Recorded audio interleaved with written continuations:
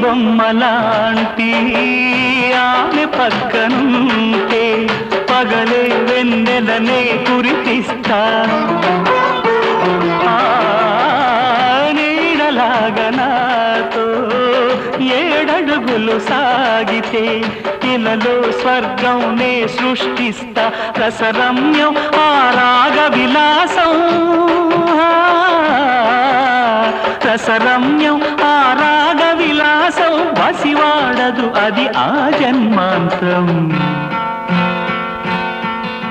అందమైన నా ఊహల మేడకు ఆవిడమణి దీపం